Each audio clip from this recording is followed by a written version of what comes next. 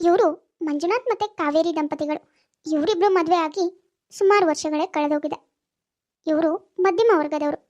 ತುಂಬ ಶ್ರೀಮಂತಿಕೆ ಇಲ್ಲದೆ ಇದ್ರು ತಕ್ಕ ಮಟ್ಟಿಗೆ ಅವ್ರಿಗೆ ಬೇಕಾಗಿರೋದೆಲ್ಲಾನು ಅವ್ರ ಮನೇಲಿದೆ. ಮಂಜುನಾಥ್ಗೆ ಸ್ವಲ್ಪನೂ ಜವಾಬ್ದಾರಿ ಅನ್ನೋದಿಲ್ಲ. ಮದುವೆ ಆದ ತಾರೀಕಿನಿಂದನೂ ಕಾವೇರಿ ಹೇಗೋ ತನ್ನ ಸಂಸಾರನ ಸಾಗಿಸ್ಕೊಂಡು ಇಲ್ಲಿವರೆಗೂ ಬಂದಿದ್ದಾಳೆ. ಕೆಲವೊಬ್ರು ಹಾಗೆ ಮದುವೆ ಆಗಿ ಮಕ್ಕಳಾಗಿದ್ರು ಕೂಡ ಅವ್ರಿಗೆ ಜವಾಬ್ದಾರಿ ಅನ್ನೋದು ಬರೋದೇ ಇಲ್ಲ. ಜವಾಬ್ದಾರಿ ಇಲ್ಲದೆ ಇರೋ ಮನುಷ್ಯನ ಜೀವನ ಹೇಗಿರುತ್ತೆ ಅನ್ನೋದನ್ನ ಈ ವಿಡಿಯೋದಲ್ಲಿ ನೋಡೋರಂತೆ. ನೋಡೋದಕ್ಕಿಂತ ಮೊದಲು ಯಾರ್ಯಾರು ನಮ್ಮ ಯೂಟ್ಯೂಬ್ ಚಾನಲ್ನ ಸಬ್ಸ್ಕ್ರೈಬ್ ಮಾಡ್ಕೊಂಡಿಲ್ವೋ ದಯವಿಟ್ಟು ಸಬ್ಸ್ಕ್ರೈಬ್ ಮಾಡ್ಕೊಳ್ಳಿ. ಹಾಗೆ ಈ ವಿಡಿಯೋಗೊಂದು ಲೈಕ್ ಮಾಡಿ. ರೀ, ಇವತ್ತು ಶ್ರೀನಿಧಿ ಕಾಲೇಜಲ್ಲಿ ಪೇರೆಂಟ್ಸ್ ಮೀಟಿಂಗ್ ಇದೆಯಂತೆ. ಕಾಲೇಜಿಂದನೂ ಹೇಳಿ ಕಳಿಸಿದ್ರು, ಹಾಗೆ ಫೋನ್ ಕೂಡ ಮಾಡಿದ್ರು. ನೀವು ಅವಳ ಜೊತೆ ಹೋಗಿ ಏನು ಹೇಗೆ ಓದ್ತಿದ್ದಾಳೆ ಮಗಳು ಎಲ್ಲಾನು ಒಂದು ಸ್ವಲ್ಪ ವಿಚಾರಿಸ್ಕೊಂಡು ಬನ್ರಿ. ಏನು ನಾನಾ? ಹೋಗೆ ಸುಮ್ಮನೆ. ಪಕ್ಕದ ಮನೆ ರಮೇಶ ಅವ್ರ ಮನೇಲಿ ಏನೋ ದೇವ್ರ ಹರಕೆ ಇದೆ ಅಂತ ನನ್ನನ್ನು ಊಟಕ್ಕೆ ಬರೋಕ್ಕೆ ಹೇಳಿದ್ದ. ಊಟಕ್ಕೆ ಹೋದರೆ ಆಗುತ್ತಾ? ದೇವ್ರ ಹರಕೆಯಲ್ಲಿ ಅದು ಇದು ಏನಾದರೂ ಕೆಲಸ ಇರುತ್ತೆ, ಅಲ್ಲಿಗೆ ಹೋಗೋದು ಬೇಡನೆ. ನಾನು ಅಲ್ಲಿಗೆ ಹೋಗ್ತೀನಿ, ನೀನು ಶ್ರೀನಿಧಿ ಕಾಲೇಜಿಗೆ ಹೋಗಿ ಏನು ಎತ್ತ ಹೇಗೆ ಓದ್ತಿದ್ದಾಳೆ ಎಲ್ಲ ಕೇಳ್ಕೊಂಡು ಮಾತಾಡ್ಕೊಂಡು ಬಾ. ನಿಮ್ಗೇನ್ ತಲೆ ಕೆಟ್ಟಿದ್ಯೇನ್ರಿ? ನನಗೇನ್ ಗೊತ್ತಿಲ್ವಾ? ನೀವು ಅವ್ರ ಮನೆಗೆ ಹೋಗಿ ಕೆಲಸ ಮಾಡೋದಾ? ಈ ಮನೇಲೆ ಒಂದ್ ಕೆಲ್ಸನೂ ಮುಟ್ಟಲ್ಲ ನೀವು. ಅಷ್ಟು ಸೋಮಾರಿತನ ನಿಮ್ಗೆ. ನೀವು ಹೋಗಿ ಅವ್ರ ಮನೆ ಕೆಲಸ ಮಾಡ್ತೀರೇನ್ರಿ?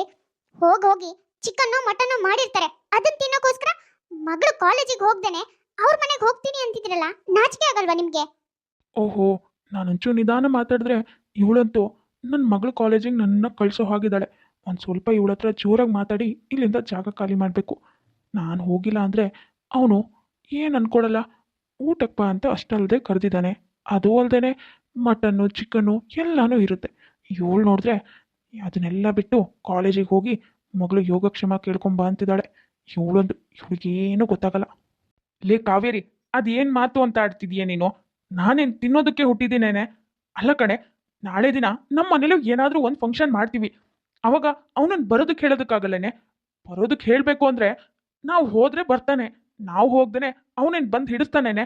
ನಾವು ಹೋಗಿ ಬಾ ಅಂತ ಕರೆದ್ರೂ ಅವಾಗ ಹೇಳ್ತಾನೆ, ನಮ್ಮನೆ ಫಂಕ್ಷನ್ ಇರುವಾಗ ನೀನೇನು ಬಂದಿದ್ಯೇನೋ ನಾನೇನಕ್ಕೆ ಬರಲಿ ಅಂತ. ನಿನಗಷ್ಟು ಗೊತ್ತಾಗಲ್ವೇನೆ? ನೋಡು, ನಾನು ಅವ್ರ ಮನೆಗೆ ಹೋಗ್ತೀನಿ, ನೀನು ಮಗಳ ಜೊತೆ ಕಾಲೇಜಿಗೆ ಹೋಗ್ಬಾ. ಮನೇಲಿ ಕೂತು ಏನು ಮಾಡ್ತೀಯಾ? ಅಯ್ಯೋ, ನಿಂತ್ಕೊಳ್ರಿ ರೀ. ಅಯ್ಯೋ ತಿನ್ನೋದಕ್ಕೋಸ್ಕರ ಹೋಗ್ತಿದ್ದೀರಲ್ರಿ, ನಿಮ್ಗೆ ಸ್ವಲ್ಪನೂ ಜವಾಬ್ದಾರಿನೇ ಇಲ್ಲ. ಛೇ, ಮಗಳು ಕಾಲೇಜಿಗೆ ಹೋಗೋದ್ ಬಿಟ್ಟು ಚಿಕನ್ನು ಮಟನ್ನು ಮಾಡಿದ್ದಾರೆ ಅಂತ ಅವ್ರ ಮನೆಗೆ ನೆರ್ಮನೆಗೆ ಹೋಗ್ತಿದ್ರಾ? ಛೇ, ನನ್ನಪ್ಪ ಅಮ್ಮ ಇವ್ರ ಜೊತೆಗೆ ಅದ್ ಏನಂತ ಮದ್ವೆ ಮಾಡಿದ್ರೋ ಏನೋ. ಮದ್ವೆ ಮಾಡಿದ ತಾರೋಗ್ಯನಂದನೋ ನನ್ಗಂತೂ ಈ ಮನೇಲಿ ಗೋಳಾಡಿ ಗೋಳಾಡಿ ಸಾಕಾಯ್ತು. ಈ ಮನುಷ್ಯನಿಂದ ಒಂದು ಹುಲ್ ಕಡ್ಡಿನೂ ಎತ್ತಿಡ್ಸೋಕ್ ಆಗ್ತಿಲ್ಲ ನನ್ಗೆ. ಛೇ, ಅದ್ ಏನ್ ಸೋಮಾರಿತನೋ. ಸ್ವಲ್ಪನೂ ಜೀವನದಲ್ಲಿ ಜವಾಬ್ದಾರಿನೇ ಇಲ್ಲ. ಅದ್ ಏನ್ ಮನುಷ್ಯನೋ, ಅದ್ ಹೆಂಗ್ ಹಾಳಾಗ್ಬಿಟ್ಟಿದ್ರೋ ಇವರು. ಏನಾಯ್ತಮ್ಮ? ಬೆಳಗ್ಗೆ ಬೆಳಗ್ಗೆನೆ ಅಪ್ಪನ ಮೇಲೆ ಜಗಳಕ್ಕೆ ಎದ್ದಿದ್ಯಾ? ಏನಾಯ್ತು? ಇನ್ನೇನಂತ ಹೇಳೋ, ನಿನ್ನಪ್ಪ ಮದುವೆ ಆದಾಗಿಂದನೂ ನನಗೆ ಒಂದೇ ಒಂದು ಸಹಾಯನೂ ಮಾಡಿಲ್ಲ ಅವರು. ಅವ್ರಿಗೆ ಸ್ವಲ್ಪನೂ ಜವಾಬ್ದಾರಿ ಇಲ್ಲ ಕಣೋ.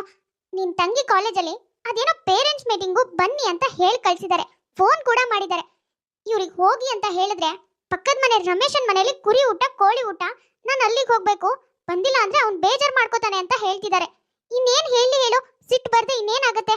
ಇಂಥ ಗಂಡಸನ್ ಮದುವೆ ಆಗಿದ್ದಕ್ಕೆ ನನ್ನ ಕರ್ಮ ಇದೆಲ್ಲ ಅನುಭವಿಸ್ಬೇಕಾಗಿದೆ. ಸರಿ ಸರಿ, ಹೋಗ್ಲಿ ಬಿಡಮ್ಮ. ನಾನು ಶ್ರೀನಿಧಿ ಕಾಲೇಜಿಗೆ ಹೋಗಿ ಪೇರೆಂಟ್ಸ್ ಮೀಟಿಂಗ್ ಅಟೆಂಡ್ ಮಾಡಿಬಿಟ್ಟೆ ಬರ್ತೀನಿ. ನೀನು ಸ್ವಲ್ಪ ಸಿಟ್ಟು ಮಾಡ್ಕೊಳ್ಳೋದನ್ನ ಕಡಿಮೆ ಮಾಡ್ಕೊ. ಹೌದಪ್ಪ, ಅಪ್ಪ ಮಕ್ಕಳು ಎಲ್ರಿಗೂ ನಾನೊಬ್ಳು ಸಿಕ್ಬಿಟ್ಟಿದ್ದೀನಲ್ಲ. ನಾನು ಕೋಪ ಮಾಡ್ಕೊಳ್ಳೋ ಹಾಗೂ ಇಲ್ಲ, ನಗಾಡೋ ಹಾಗೂ ಇಲ್ಲ, ಏನು ಮಾಡ್ಕೊಳ್ಳೋ ಹಾಗಿಲ್ಲ. ಎಲ್ಲ ನೀವ್ ಹೇಳ್ದಾಗೆ ಮಾಡ್ಬೇಕಲ್ಲ. ಇವನು ನಿಖಿಲ್, ಕಾವೇರಿ ಮತ್ತೆ ಮಂಜುನಾಥ್ ಮೊದಲನೇ ಮಗ. ರೀ, ಶ್ರೀನಿಧಿ ಮನೆಗೆ ಬರ್ತಿದ್ದಾಳಂತೆ, ಬಸ್ಸಿಗೆ ಬರ್ತಾಳೆ. ಬಸ್ ಹಿಡಿದ್ಮೇಲೆ ನೀವು ಹೋಗಿ ಕರ್ಕೊಂಡು ಬನ್ನಿ. ಇವಾಗೇನೋ ಹತ್ರ ಹತ್ರ ಬಂದಿರ್ತಾಳೆ. ಇನ್ನೊಂದು ಸ್ವಲ್ಪ ಹೊತ್ತು ಬಿಟ್ಟು ಹೊರಟ್ಬಿಡಿ ಆಯ್ತಾ? ಅಲ್ಲ ಕಣೆ ಕಾವೇರಿ, ನಿಖಿಲು ಅವಾಗಲೇ ಎಲ್ಲೋ ಇದ್ದ. ಅವನನ್ನೇ ಹೋಗೋದಕ್ಕೆ ಹೇಳಿದ್ರೆ ಹೋಗಿ ಬೇಗ ಕರ್ಕೊಂಡು ಬಂದಿಡ್ತಿದ್ನಪ್ಪ. ನೀನು ನೋಡಿದ್ರೆ ನನಗೆ ಹೇಳ್ತಿದ್ಯಲ್ಲೇ, ನಿನ್ನ ಮಗನಿಗೆ ಹೇಳುತ್ತಾನೆ. ಹೌದು ಕಣ್ರಿ, ಹೌದು. ನಿಮಗೇನೋ ಮಾಡೋದಕ್ಕೆ ಏನು ಕೆಲಸ ಇಲ್ಲ ಅಂದ್ರೆ ನನ್ನ ಮಗನಿಗೂ ಏನು ಕೆಲಸ ಇಲ್ಲ ಅನ್ಕೊಂಡಿದ್ದ ನೀವು? ನಿನ್ನೆ ರಾತ್ರಿ ಹೋದವನು, ಅವನಿನ್ನ ಮನೆನೇ ಸೇರಿಲ್ಲ. ನೀವಂತೂ ಮನೇಲಿ ಇದ್ರು ಮನೇಲಿ ಇಲ್ದೇ ಇದ್ರು ಯಾವ ಕೆಲಸನೂ ಮುಟ್ಟಲ್ಲ. ನೋಡಿ, ಮೊದಲು ಹೋಗಿ ನನ್ನ ಮಗಳನ್ನ ಕರ್ಕೊಂಡು ಬನ್ನಿ ನೀವು. ಅಯ್ಯಯ್ಯೋ, ಆಯ್ತು ಬಿಡು ಮಾರಾಯ್ತಿ, ನಾನೇ ಹೋಗಿ ಕರ್ಕೊಂಡು ಬರ್ತೀನಿ. ಏನೋ ಒಂಚೂರು ಕೇಳಿದ್ನಪ್ಪ, ಅದಕ್ಕೆ ಇಷ್ಟೆಲ್ಲ ಸಿಟ್ ಮಾಡ್ಕೋಬೇಕಾ ನೀನು? ಸರಿ ಬಿಡು. ನೋಡ್ರಿ, ಕರ್ಕೊಂಡ್ ಬರ್ತೀನಿ ಅಂತ ಹೋಗಿ ಆಮೇಲೆ ರಮೇಶ ಸಿಕ್ತಾ ಭೀಮೇಶ ಸಿಕ್ತಾ ಅಂತ ಮಾತಾಡ್ತಾ ಎಲ್ಲಾದ್ರೂ ಕುತ್ಕೊಂಡ್ರೆ ಆಮೇಲೆ ಮನೆಗೆ ಬಂದ್ರೆ ಗ್ರಾಚಾರ ಬಿಡಿಸ್ಬಿಡ್ತೀನಿ ಅಷ್ಟೇ. ಪಾಪ ಅವಳೊಬ್ಳೆ ಬಸ್ ಸ್ಟ್ಯಾಂಡ್ ಅಲ್ಲಿ ಇರ್ಬೇಕು. ಬೇಗ ಹೋಗಿ ನೀವು. ಓಹೋ, ಇದೇನೋ ಮಂಜುನಾಥ, ಎಲ್ಗೋ ಹೊರಟ್ಬಿಟ್ಟಿದ್ಯಾ? ಯಾವ ಕಡೆ ಪಯಣ? ಏನಿಲ್ಲ ಕೊಡೋ, ನನ್ನ ಮಗಳು ಬಸ್ಸಿಗೆ ಬರ್ತೀನಿ ಅಂದಿದ್ಲು. ಹಾಗಾಗಿ ನಮ್ಮನೆ ಕಾವೇರಿ ಇದ್ದಾಳಲ್ಲ, ಹೋಗಿ ಹೋಗಿ ಅಂದ್ಲು. ಹಂಗಾಗಿ ಬಂದೆ, ಕರ್ಕೊಂಡು ಬರ್ಬೇಕು ಅವಳನ್ನ. ಅಯ್ಯೋ, ಆ ಬಸ್ ಬರೋದು ಸುಮಾರು ಲೇಟ್ ಐತೆ ಮಾರಯ್ಯ. ನಿನ್ನ ಮಗಳು ಅಲ್ಲಿಂದ ಬರಬೇಕು, ನೀನು ನೋಡಿದ್ರೆ ಇಷ್ಟು ಬೇಗ ಬಂದಿದ್ಯಲ್ಲ. ಕಾವೇರಿಗೂ ಬುದ್ಧಿ ಇಲ್ಲ, ಈ ಬಿಸಿಲಲ್ಲಿ ನಿನ್ನ ಕಳ್ಸಿದಾಳೆ. ಸರಿ ಬಾ, ಹೆಂಗೂ ಇಲ್ಲಿವರೆಗೂ ಬಂದಿದ್ಯಲ್ಲ, ನಮ್ಮ ಮನೇಲಿ ಮಾತಾಡ್ತಾ ಕುತ್ಕ, ಟೀ ಕುಡ್ದು ಆಮೇಲೆ ನಿನ್ನ ಮಗಳು ಬರೋ ಅಷ್ಟೊತ್ತಿಗೆ ಹೊರಟ್ರಾಯ್ತು. ಅಯ್ಯೋ, ನಾನು ಅದೇ ಹೇಳ್ದೆ ಮಾರಯ್ಯ. ನಮ್ಮನೆ ಹೆಂಗಸಿಗೆ ನಾನು ಹೇಳಿದ್ ಎಲ್ಲಿ ಅರ್ಥ ಆಗುತ್ತೆ ಹೇಳೋ? ಎಸ್ ಸರಿ ಹೇಳಿದ್ರು ಹೋಗಿ ನನ್ನ ಮಗಳು ಬಂದ್ಲು, ಹೋಗಿ ನನ್ನ ಮಗಳು ಬಂದ್ಲು ಅಂತ ಕಳ್ಸಿದ್ಲು ಕಣ. ಮತ್ತೆ ಹೆಂಗಸ್ರು ಬಾಯಿಗೆ ನಾವೇನಾದ್ರೂ ಬಾಯಿ ಕೊಡೋಕ್ಕಾಗುತ್ತಾ? ಇಲ್ಲ. ಅದಕ್ಕೆ ಅವಳು ಮತ್ತು ಕೂಗ್ತಾನೆ ಇರ್ತಾಳೆ ಅಂತ ನಾನು ಹಾಗೆ ಹೊರಟು ಬಂದೆ.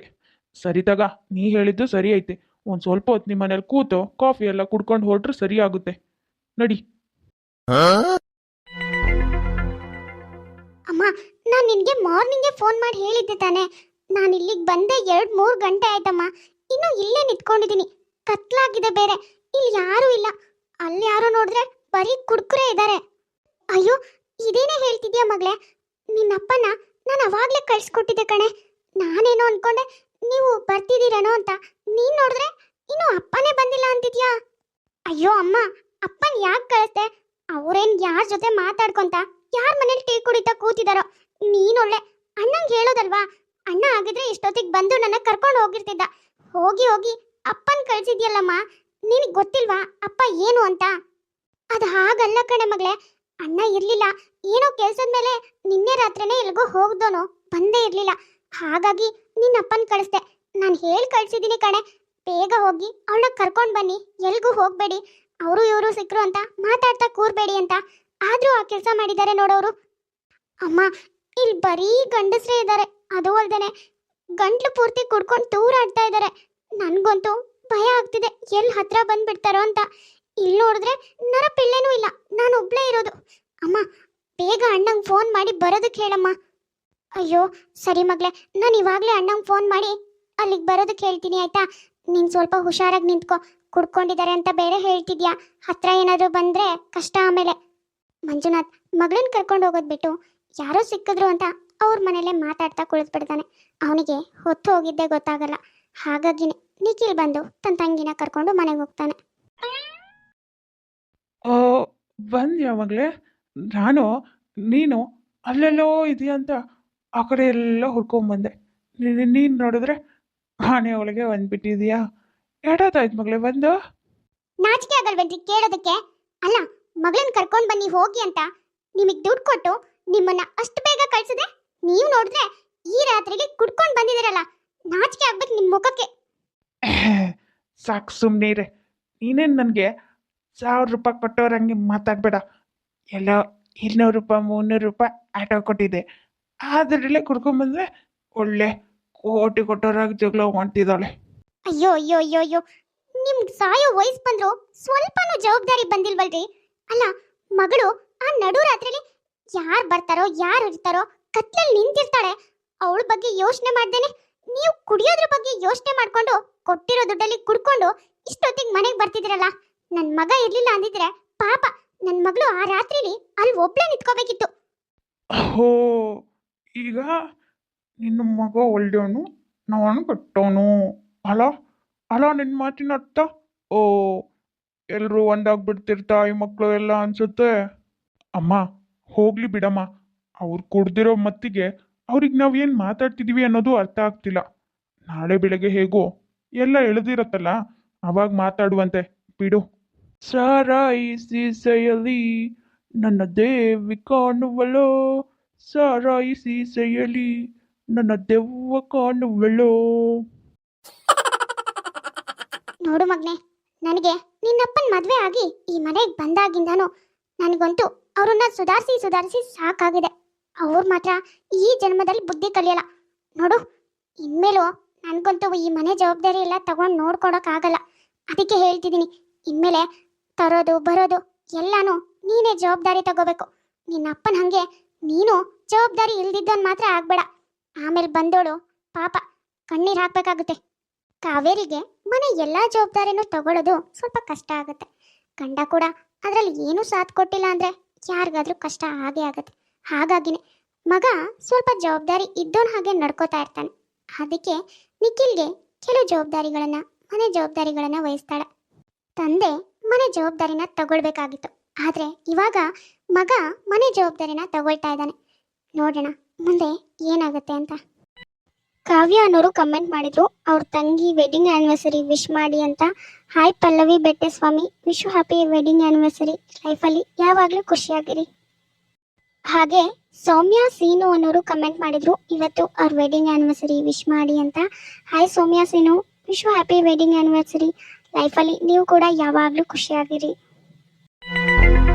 ನೋಡಿದ್ರಲ್ಲ ವೀಕ್ಷಕರೇ, ಇವತ್ತಿನ ಈ ವಿಡಿಯೋ ನಿಮ್ಗೆ ಇಷ್ಟ ಆಗಿದ್ರೆ ಪ್ಲೀಸ್ ನಮ್ಮ ಯೂಟ್ಯೂಬ್ ಚಾನಲ್ನ ಸಬ್ಸ್ಕ್ರೈಬ್ ಮಾಡ್ಕೊಳ್ಳಿ. ಹಾಗೆ ಲೈಕ್ ಮಾಡಿ, ಶೇರ್ ಮಾಡಿ, ಕಮೆಂಟ್ ಮಾಡಿ. ತುಂಬ ಜನ ಹಾಗೆ ವಿಡಿಯೋಸ್ ನೋಡ್ತಾ ಇದ್ರ, ಯಾರ್ಯಾರು ಹಾಗೆ ವಿಡಿಯೋಸ್ ನೋಡ್ತಾ ಇದ್ರು ದಯವಿಟ್ಟು ಸಬ್ಸ್ಕ್ರೈಬ್ ಮಾಡ್ಕೊಳ್ಳಿ. ಹಾಗೆ ಪಕ್ಕದಲ್ಲೇ ಇರೋ ಬೆಲ್ ಐಕಾನ್ ಕ್ಲಿಕ್ ಮಾಡಿ ಆಲ್ ಅನ್ನೋದನ್ನ ಸೆಲೆಕ್ಟ್ ಮಾಡಿ. ನೆಕ್ಸ್ಟ್ ಯಾವುದೇ ವಿಡಿಯೋ ಹಾಕಿದ್ರು ನೋಟಿಫಿಕೇಶನ್ ಬರುತ್ತೆ.